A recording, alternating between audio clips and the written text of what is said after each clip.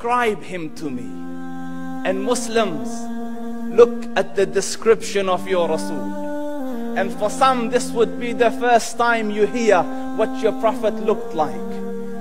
I saw a man of striking appearance.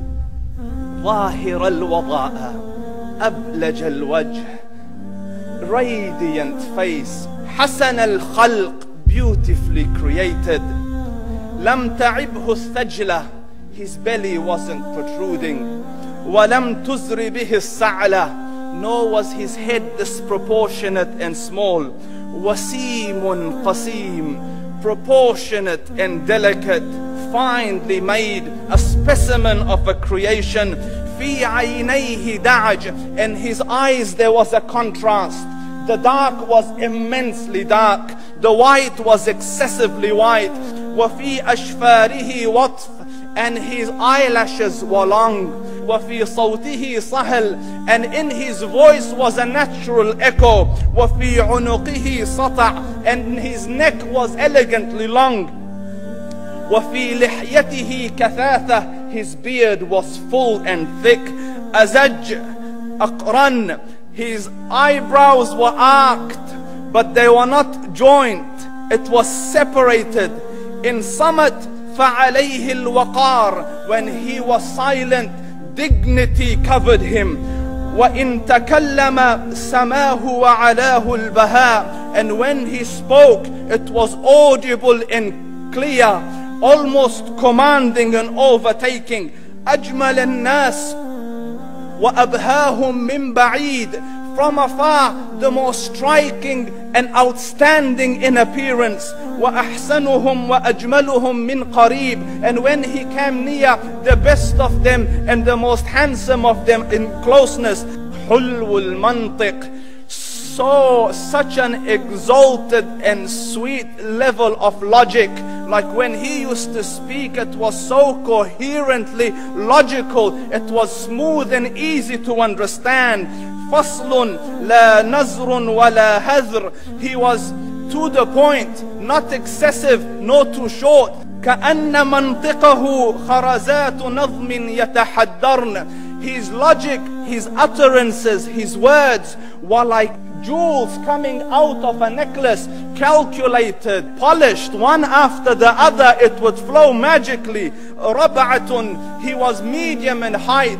Your eye didn't have to strain to look up at him, nor was it tedious to look down at him. He was a comfortable sight to look at. له رفقاء يحفون به, he had friends, the people that were with him, they were working around him to try to serve and protect him.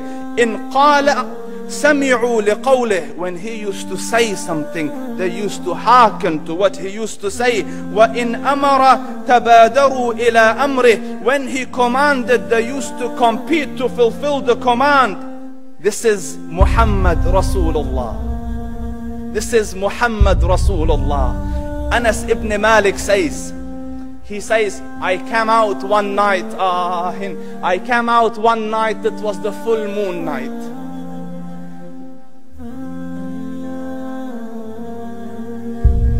And I looked at the moon, and in the desert, understand, the moon is an awesome sight. It is smooth, it is radiant, it is clear, it is gentle compared to the scorching sun at which they are used to. So the moon was the epitome of beauty. So he says, I came out at a full moon night and I looked at the moon and I saw it beautiful, handsome. So I said, let me go see if the moon is more handsome or my Prophet is more handsome. Let me see if that is more beautiful or the Prophet is more beautiful. So I went and I saw him standing afar. So I looked at his face and I looked at the moon, and I looked at his face and I looked at the moon, and I looked at his face and I looked at the moon, and he said, Wallahi, he was more handsome than the moon in its entirety. That is just the look of your Rasul. Aisha radiyallahu anha says, I was sewing with the needle, my needle dropped in the dark, I couldn't find it. I said, Ya Rasul, I can't find it. He moved his face close, and I swear, out of the radiance of his face, I found my needle.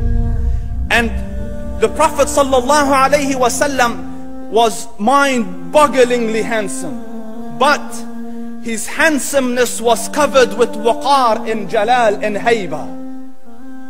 The Sahaba say, when we used to sit at his feet, two feelings conflicting would come on the heart. The first one, you wanted to look at him. You wanted to behold the majesty of his face. And when you wanted to look up, shyness used to overtake you, so you used to look down. Amr ibn al-As says, I sat with him many times, but if you ask me to describe his face, I can't describe it. I wouldn't be able to look up to him ijlalan wa ta'zeeman. I couldn't look up at him. And that is why he didn't have the problems that Yusuf alayhi salam had. Because it was difficult to penetrate the awe and the splendor of the Rasul.